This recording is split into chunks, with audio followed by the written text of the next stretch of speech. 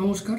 যারা সরকারি ব্যাংকের চাকরির পরীক্ষাগুলো দিচ্ছ তাদের অনেকের ক্ষেত্রে এই ঘটনাটা ঘটে যে তারা প্রিলিমিনারি এক্সামিনেশনটা পাশ করে যাও, কিন্তু মেন্সে গিয়ে আর পাশ করতে পারো না।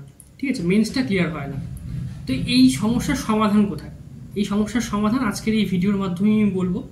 তো যাই হোক, যারা চ্যানেলে নতুন তারা চ্যানেলটিকে সাবস্ক্রাইব করে দাও, আর ভিডিও ভালো লাগলে অবশ্যই একটা লাইক করো।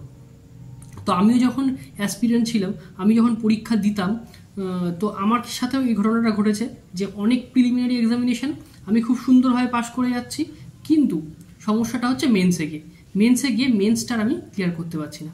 তো অনেক কটা এক্সাম এভাবে পার করার পরে আমার মনে হয়েছিল যে এই সমস্যার সমাধানটা কোথায়। তো এই সমস্যার সমাধান খুঁজতে গিয়ে আমি অনেক কটা প্রশ্নের সম্মুখীন হই। ঠিক আছে, যখন ধীরে ধীরে অ্যানালাইসিস করতে পারি যে আমার এই প্রবলেমটা কেন হচ্ছে, এই প্রবলেম থেকে সলিউশনটা কোথায় পাবো, তখন কিন্তু আমার সামনে অনেকগুলো প্রশ্ন তৈরি হয়।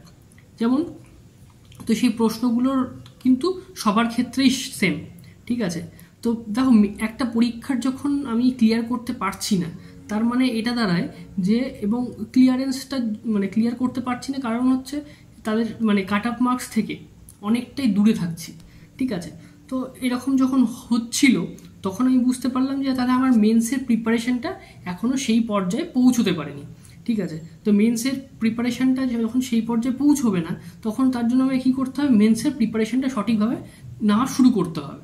ঠিক আছে, তো যারা প্রিলিমিনারি পাস করছো কিন্তু মেন্সটা গিয়ে হচ্ছে না, আগে দেখো যে তোমাদের কাট অফ থেকে ডিফারেন্সটা কতটা। তোমাদের কাট অফ থেকে যদি তোমার 5 নাম্বার, 7 নাম্বার, 10 নাম্বার যদি গ্যাপ থাকে, তাহলে তোমাকে বুঝতে হবে তোমার এখনও মেন্সের প্রিপারেশনটা কিন্তু ঠিকঠাকভাবে হয়নি। ঠিক আছে, 1 নাম্বার 2 নাম্বার সেটা মানা যায়, কিন্তু যদি অনেকটা নাম্বারের গ্যাপ থাকে তাহলে বুঝে নিতে হবে যে তোমার মেন্সের প্রিপারেশনটা সঠিকভাবে হয়নি, তোমায় আরও কিন্তু প্রিপেয়ার হতে হবে। তার জন্য উপায় কি? উপায় হচ্ছে মেন্সে যে সাবজেক্টগুলো আসছে, অর্থাৎ রিজনিং, কোয়ান্টিটিভ অ্যাপটিটিউড, ঠিক আছে, ইংলিশ, এই 3টে তো থাকেই, সাথে থাকছে আমাদের জেনারেল অ্যাওয়ারনেসের পেপার। দেখো, জেনারেল অ্যাওয়ারনেস ব্যাংকের ক্ষেত্রে জেনারেল অ্যাওয়ারনেসে কিন্তু বেশিরভাগ পোর্শনটাই বেশি মার্কস আসে কিন্তু কারেন্ট অ্যাফেয়ার্স থেকে। তাহলে কারেন্ট অ্যাফেয়ার্স তোমায় রেডি করতে হবে, ডেইলি কারেন্ট অ্যাফেয়ার্সটা ডেইলি পড়ে নিতে হবে, এবং সপ্তাহের শেষে কিন্তু রিভিশন দিতে হবে। আমার ডিটেল ভিডিও রয়েছে চ্যানেলে যে কারেন্ট অ্যাফেয়ার্স কীভাবে পড়বে, সেটার ভিডিও কিন্তু তোমরা দেখে নিতে পারো। এবার চলে আসি বাকি 3টে সাবজেক্ট থাকছে। সেই 3টে সাবজেক্টের ক্ষেত্রে তোমার মেন্স লেভেলের প্র্যাকটিস করতে হবে। প্রিলিমিনারি যখন তোমার সহজেই কোয়ালিফাই হয়ে করে যাচ্ছ, তাহলে বুঝতে হবে তোমার প্রিলিমিনারির প্রিপারেশনটা সঠিক জায়গায় চলে গেছে। দেখো, প্রিলিমিনারি প্রিপারেশনটা কখন সঠিক জায়গায় গেল, যখন তুমি যখন তুমি প্র্যাকটিসটা শুরু করেছিলে। ঠিক আছে, প্র্যাকটিস শুরু করার আগে কিন্তু তোমার সেই প্রিলিমিনারিটাও কোয়ালিফাই হচ্ছিল না। তাহলে তোমাকে মেন্সের ক্ষেত্রে ঠিক সেইভাবেই মেন্স লেভেলের কিন্তু তোমায় প্র্যাকটিস শুরু করতে হবে।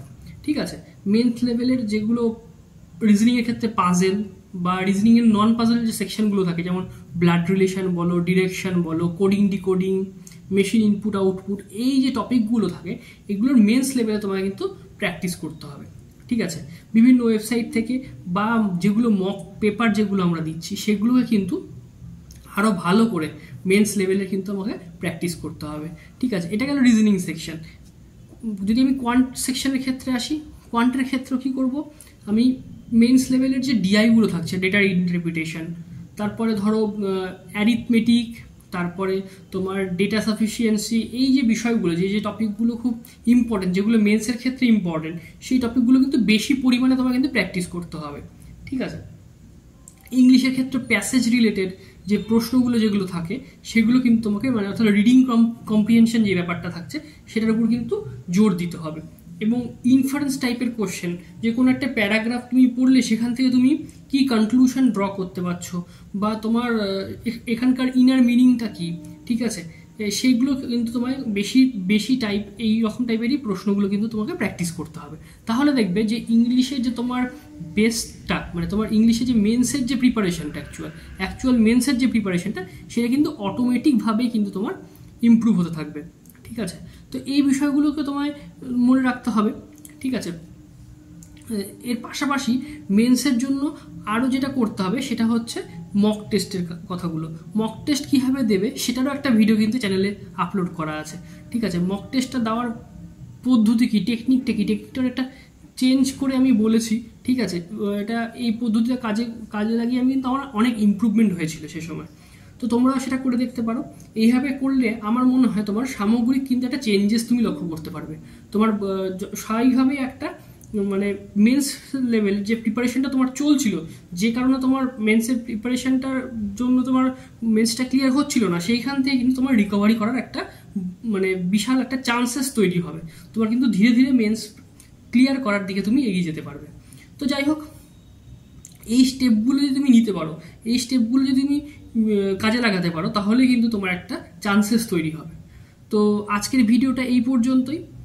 চ্যানেলে নতুন হলে চ্যানেলটা সাবস্ক্রাইব করে দিও। ভিডিও ভালো লাগলে অবশ্যই এটা লাইক করো। তো এই টপিকগুলো কিন্তু তোমাকে কাজে লাগাতে হবে, ঠিক আছে। তো দেখা হচ্ছে নেক্সট ভিডিওতে।